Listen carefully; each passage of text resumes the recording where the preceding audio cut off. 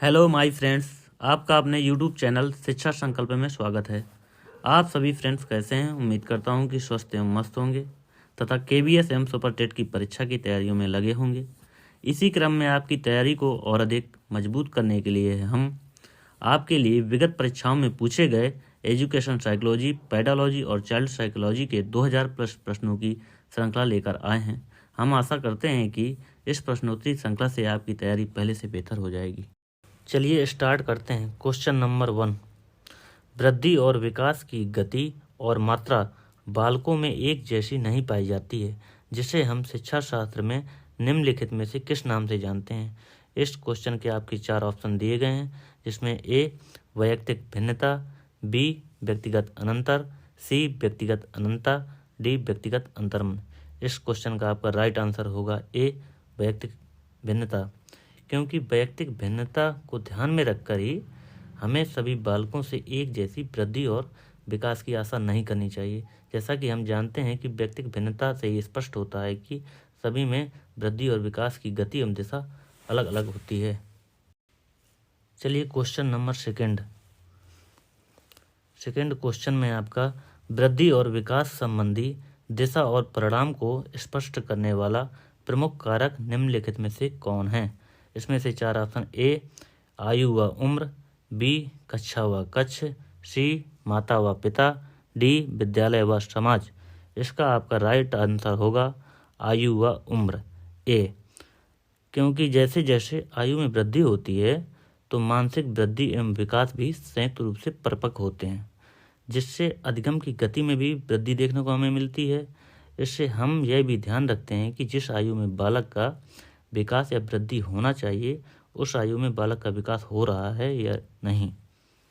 Next question 3, इसमें 3 question, बालक के वृद्धि एवं विकास निम्नलिखित में से किस संस्कार कर्म के उपरांत तत्काल शुरू हो जाती है। इसमें से ऑप्शन ए गर्भाधान, बी पुंसवन, सी विवाह, डी उपनयन। इसमें से राइट आंसर आपका होगा ए गर्भाधान। जैसा कि आप जानते हैं कि बालक की जीवन यात्रा अपनी मां के गर्भ में गर्भाधान की क्रिया के तत्काल बाद शुरू हो जाती है एवं वृद्धि की प्रक्रिया के परिणाम स्वरूप विकास को प्राप्त होता हुआ वह एक पूर्ण रूप से विकसित मानव बन जाता है। नेक्स्ट क्वेश्चन 4, इसमें देखिए आप लोग,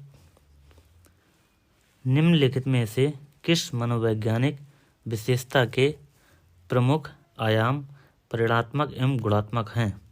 जिसमें से ऑप्शन ए विकास, बी वृद्धि, सी परिपक्वता, डी उपरोक्त सभी। इसमें से आपका राइट आंसर होगा विकास ए, क्योंकि वृद्धि शब्द केवल परिणाम संबंधी परिवर्तनों जैसे आकार हो गया आपका, लंबाई, ऊंचाई, भार, इनमें होने वाले परिवर्तनों के लिए प्रयोग किया जाता है, जबकि विकास में आप लोग देखते हैं कि परिणाम तथा गुणात्मक दोनों प्रकार के परिवर्तन शामिल होते हैं। नेक्स्ट क्वेश्चन नंबर आपका आया 5, जिसमें वृद्धि एवं विकास संबंधी वंशानुगत प्रभाव, जैविक संरचना, संवेगात्मक एवं कारक निम्नलिखित हैं। क्वेश्चन आपका ऑप्शन ए आंतरिक कारक, बी बाहरी कारक, सी पर्यावरणीय कारक, डी उपरोक्त सभी। जिसमें से आपका राइट आंसर होगा आंतरिक कारक, क्योंकि आंतरिक कारकों में आप जानते हैं जिसमें से वंशानुगत प्रभाव आता है, जैविक संरचना आती है, बुद्धि आती है, संवेगात्मक कारक आते हैं, ये सभी आते हैं, जबकि बाह्य कारकों में जन्म के बाद मिलने वाली जो वातावरण की सभी परिस्थितियाँ आती हैं। नेक्स्ट आपका है 6 क्वेश्चन में आपका वृद्धि एवं विकास के सिद्धांत निम्नलिखित में से कौन सा है।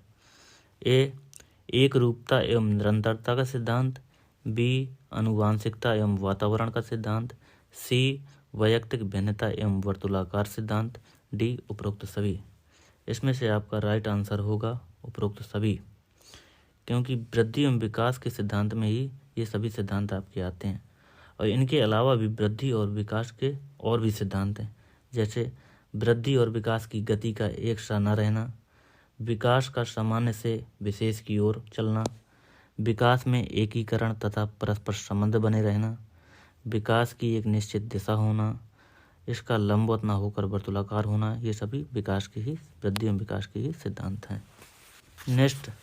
नेक्स्ट में आपका 7 नंबर में संवेदनशीलता, प्रत्यक्षीकरण, विवेक, बुद्धि एवं समस्या समाधान निम्नलिखित में से किस विकास का प्रमुख अंग माना जाता है?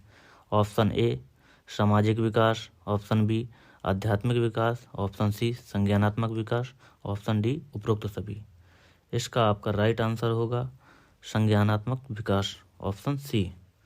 क्योंकि संज्ञानात्मक या बौद्धिक शक्तियों के तहत ही आपकी संवेदना हो गई, प्रत्यक्षीकरण, कल्पना शक्ति हो गया, बुद्धि हो गया, भाषाई योग्यता, समस्या समाधान की योग्यता और ये सब निर्णय लेने की क्षमता आदि का विकास इसी के अंतर्गत होता है। नेक्स्ट क्वेश्चन नंबर 8, संज्ञानात्मक विकास, जिसको हम मानसिक विकास का लोकप्रिय सिद्धांत निम्नलिखित में से किस वैज्ञानिक ने दिया था? ऑप्शन ए जीन पियाजे, option B Kurt Lewin, option C Ivan Pavlov, option D Allport. इसमें से आपका राइट आंसर होगा जीन पियाजे, ऑप्शन ए। जीन पियाजे को आप जानते ही होंगे, जिन्होंने संज्ञानात्मक विकास का सिद्धांत दिया, जिसकी इन्होंने 4 अवस्थाएं बताई। पहली अवस्था थी संवेदीय अवस्था, जो 0 से 2 वर्ष, दूसरी पूर्व संक्रियात्मक अवस्था, जो 2 से 7 वर्ष थी, तीसरी मूर्त संक्रियात्मक अवस्था, जो 7 से 11 वर्ष थी, चौथी अमूर्त संक्रियात्मक अवस्था, जो 11 से 15 वर्ष थी।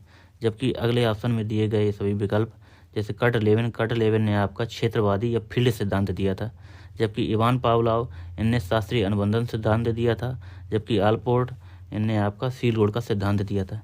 चलिए देखते हैं नेक्स्ट 9 नंबर का क्वेश्चन है आपका, शिक्षण अधिगम में मानसिक शारीरिक विकास किस प्रकार मददगार सिद्ध होता है? ऑप्शन ए परिपक्वता की समझ, ऑप्शन बी आयु का अभ्यास पर प्रभाव, ऑप्शन सी शिक्षण प्रशिक्षण की विधियां, या ऑप्शन डी उपरोक्त सभी। इसमें से आपका आंसर राइट होगा उपरोक्त सभी, जिसमें मानसिक बुद्धि और विकास की प्रक्रिया को नियंत्रित करने में परिपक्वन और सीखने की काफ़ी महत्वपूर्ण भूमिका भी रहती है। जिस तरह अभ्यास और प्रशिक्षण से शारीरिक शक्ति और कुशलताओं में वृद्धि होती है, वैसे ही अनौपचारिक तथा औपचारिक शिक्षा प्रशिक्षण द्वारा मानसिक विकास की मंजिलें तय की जा सकती हैं। चलिए नेक्स्ट क्वेश्चन 10वें क्वेश्चन में आप देखिए, बच्चों में सामाजिक विकास संबद्ध व्यवहार के उदाहरण में परिगणित है? लज्जा प्रतिस्पर्धा, सहयोग सहानुभूति, ऑप्शन सी समाजीकरण, ऑप्शन डी उपरोक्त सभी। इसमें से आपका होगा उपरोक्त सभी, क्योंकि उपरोक्त सभी इसलिए होगा कि जो बच्चों के समाजीकरण विकास संबंधी व्यवहार हैं, इनमें से आप जैसे देखते हैं कि सामाजिक विकास की प्रक्रिया में शिशु जो होता है अपनी माँ, परिवार के सदस्यों तथा अन्य व्यक्तियों के साथ कोई संपर्क सूत्र बनना प्रारंभ करता है, जिसमें से सामाजिक व्यवहार के विकास की प्रारंभिक अवस्था में शिशुओं में नकारात्मक सामाजिक गुणों, जैसे आप देखते हैं दब्बूपन, लज्जाशीलता, ईर्ष्या, प्रतिद्वंदिता, संग्रह प्रवृत्ति आदि का बोलबाला रहता है। धीरे धीरे जब वह बाल्यावस्था में पदार्पण करता है तो उसमें सकारात्मक सामाजिक गुणों जैसे आप सहयोग, सहानुभूति, सामाजिक नियमों, मूल्यों को सम्मान देने की प्रवृत्ति घर करने लगती है। नेक्स्ट क्वेश्चन में आप देखिए 11वां नंबर का क्वेश्चन आपका है, बालकों के विकास के व्यक्तिगत कारकों में शामिल है? ऑप्शन ए स्वास्थ्य बुद्धि वातावरण, ऑप्शन बी आयु मित्र परिवार, ऑप्शन सी विद्यालय पड़ोस क्लब, या उपरोक्त सभी। इसका आपका राइट आंसर होगा उपरोक्त सभी। उपरोक्त सभी होगा, जिसमें से बालकों के विकास में दोनों ही प्रकार के कारक, जैसे आप देखते हैं व्यक्तिक या वातावरण जन, इनकी दोनों की प्रमुख भूमिका रहती है। व्यक्तिक कारक में प्रमुख रूप से आपका उल्लेख होता है शारीरिक ढांचा और स्वास्थ्य का, बुद्धि का, संवेगात्मक विकास का। इसी तरह वातावरण संबंधी कारकों में आप जब देखते हैं, जैसे परिवार का वातावरण, विद्यालय और उसका वातावरण आपका हो गया, मित्र मंडली का प्रभाव हो गया, पास पड़ोस और समुदाय और धार्मिक संस्थाएं और क्लब आदि, ये सब महत्वपूर्ण भूमिका निभाते हैं।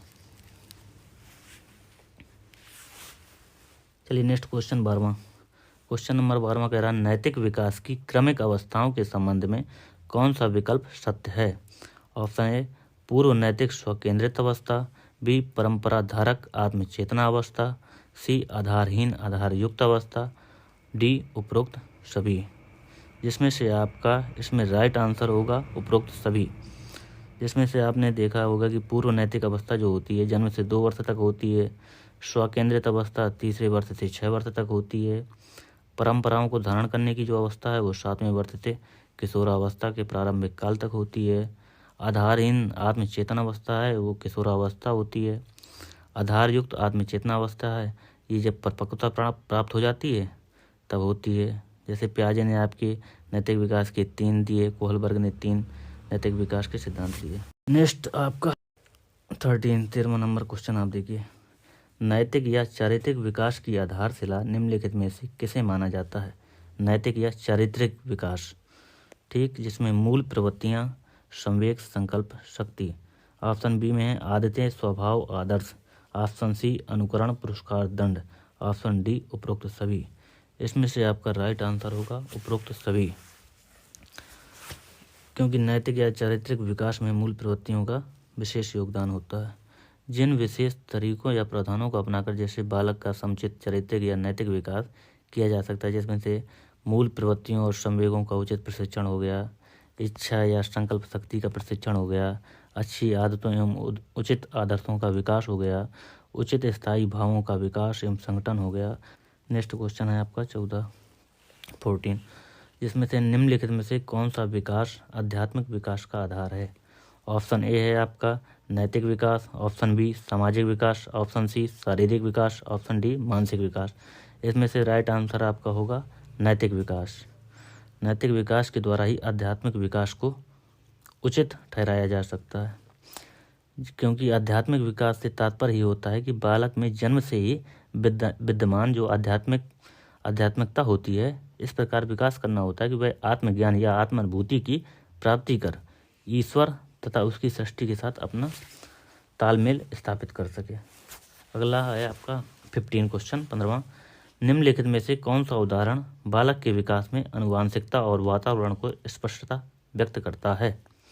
जिसमें ऑप्शन ए बीज और भूमि, ऑप्शन बी जीन और गुणसूत्र, ऑप्शन सी जीन और ऊतक, ऑप्शन डी भ्रूण और युग्मनज।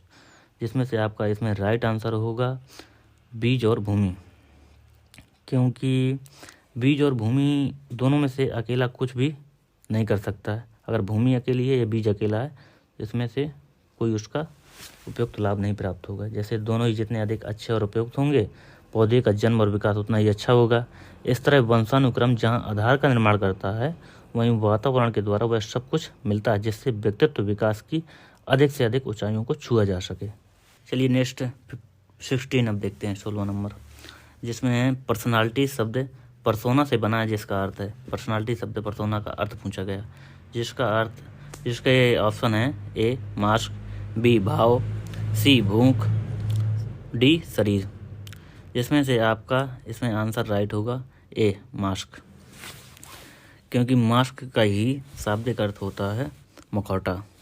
जैसे पर्सनालिटी जो है आपका लैटिन शब्द ये आपका परसोना से निकला है, जिसका अर्थ ही होता है नकाब या मास्क, जैसा कि मैंने बताया।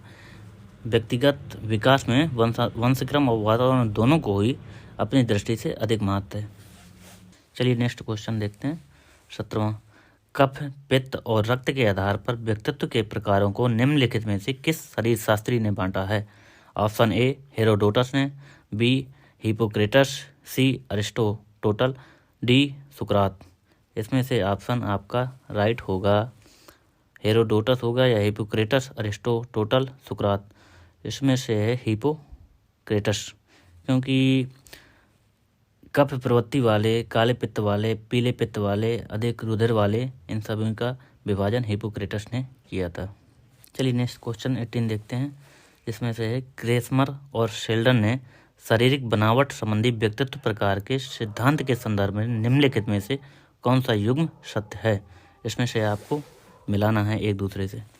इसमें ए है पिकनिक, बी है एथलेटिक, सी है सोमेटिक। इसमें से आपका जो है पिकनिक होगा जो वो एंडोमोर्फिक जो होता है पतले व्यक्ति, ये दूसरा है आपका एथलेटिक, जिसमें से मेसोमोर्फिक ये संतुलित व्यक्ति के लिए होता है। सोमेटिक जो एक्टोमॉर्फिक ये मोटे व्यक्ति के लिए होता है। चलिए नेक्स्ट 19 19 में है आपका व्यक्तिगत गुणों ए तथा बी और अंतर्मुखी तथा बहिर्मुखी व्यक्तित्व प्रकार का क्रमशः उल्लेख किन मनोवैज्ञानिकों ने किया है। इसमें से option A Allport M Eysenck, B Friedman M Rosenman, option C Freud M Lewin, D Maslow M Allport.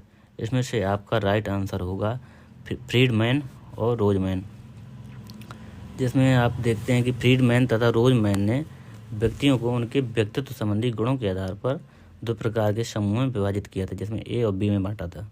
इसमें इन्होंने यह बताने की चेष्टा की थी कि कौन से प्रकार के व्यक्तियों में हृदय रोग से पीड़ित होने की संभावना अधिक रहती है। चलिए नेक्स्ट क्वेश्चन 20 क्वेश्चन है आपका, मनोवैज्ञानिक आलपोर्ट के द्वारा प्रस्तावित व्यक्तित्व गुण निम्नलिखित में से कौन सा है। ऑप्शन ए प्रधान गुण, ऑप्शन बी केंद्रीय गुण, ऑप्शन सी गौण गुण, ऑप्शन डी उपरोक्त सभी। इसमें से आपका राइट आंसर होगा उपरोक्त सभी। इसमें से आलपोर्ट ने व्यक्ति की व्यवहार संबंधी विशेषताओं या गुणों को कुछ विशिष्ट वर्गों में बांटा था, जिसमें से प्रधान गुण, केंद्रीय गुण, गौण गुण, इन सब में बांटकर उन्होंने बाल विकास पे काफ़ी उपकार किया। जैसे अब अधिक ध्यान पहले उन व्यक्तियों के उचित विकास पर शिक्षकों तथा माता पिता द्वारा दिया जा सकता है जो व्यक्तित्व निर्माण या विकास की दृष्टि से बहुत अधिक महत्वपूर्ण या केंद्रीय हैं। नेक्स्ट क्वेश्चन है आपका 21 में निम्नलिखित में से किस व्यक्तित्व वैज्ञानिक ने व्यक्तित्व वर्गीकरण एवं मापन संबंधी 16 PF पर्सनालिटी फैक्टर सिद्धांत दिया है। जिसमें option A RB Cattell, option B Allport, C Eysenck, D Friedman. इसमें से आपका राइट आंसर होगा कैटल, RB कैटल। कैटल ने व्यक्तियों के व्यक्तित्व में आमतौर से पाए जाने वाले सभी व्यक्तित्व गुणों एवं विशेषताओं की जानकारी लेने के बाद उनका कारक विश्लेषण फैक्टर एनालिसिस विधि द्वारा विश्लेषण कर जो 16 मूलभूत व्यक्तित्व कारक या आयाम प्रस्तुत किए हैं, उसके पश्चात इनका प्रयोग करके व्यक्तित्व मापन हेतु व्यक्ति पर सूची बनाई गई है। नेक्स्ट क्वेश्चन 22 है आपका, व्यक्तित्व संबंधी पंचतत्व जिनको 5 फैक्टर सिद्धांत के जनक निम्नलिखित में से कौन हैं। Option A Goldenberg, B Piedmont, C Costa, D उपरोक्त सभी। इसमें से आपका राइट आंसर होगा उपरोक्त सभी, क्योंकि मनोवैज्ञानिकों जैसे आप देखते हैं गोल्डनबर्ग ने 1981 में, पीडमोंट, मैक्रे तथा कोस्टा ने 1991 में व्यक्तित्व कारकों की संख्या 5 तक बताई थी। इन कारकों को इनमें निहित व्यक्तित्व गुणों के साथ इन्होंने अलग अलग डिवाइड किया है। जैसे व्यक्तित्व कारक बहिर्मुखी होता है, बहिर्मुखी में आप देखते हैं कि जैसे व्यक्तित्व गुण उसमें होता है बातूनी होते हैं लोग, मेल जोल वाला होता है, साहसी होता है। दूसरे में आप देखते हैं कि जो समझौतावादी प्रकृति का होता है उसका व्यक्तित्व गुण होता है भलापन, सहयोगी और दूसरों के द्वारा पसंद किया जाने वाला। नेक्स्ट क्वेश्चन 23 है आपका, इसमें है व्यक्तित्व के प्रकार एवं शील गुण टाइप कम ट्रेप सिद्धांत के व्याख्याकार निम्नलिखित में से कौन सा वैज्ञानिक है। Option A Eysenck Allport Cattell, B Goldenberg Piedmont Costa, option C Kurt Lewin Eysenck या Cattell, option D Friedman Rosenman या फ्रायड। इसमें से आपका राइट आंसर होगा आइजेंक, आलपोर्ट और कैटल। आइजेंक द्वारा प्रतिपादित जो सिद्धांत है वो व्यक्तित्व संबंधी विशेषक एवं प्रकाश संबंधित सिद्धांत, जिसको थ्योरीज एडॉप्टिंग टल्ट कम टाइप अप्रोच कहते हैं। जैसा कि आप जानते हैं कि शील गुण का जो सिद्धांत है वो आलपोर्ट और कैटल का मुख्य रूप से माना जाता है, जिसमें व्यक्ति का वह व्यवहार जो सर्वाधिक बार या प्रत्येक स्थिति में दिखाई पड़ता है उसे ही शील गुण कहते हैं। चलिए आज जो है 23 क्वेश्चन हो गए हैं, अब अगली क्लास पे मिलते हैं। नेक्स्ट इसी क्वेश्चन को आगे बढ़ाते हुए आपसे अगली क्लास में मुलाकात होगी। तब तक के लिए बाय बाय, नमस्कार।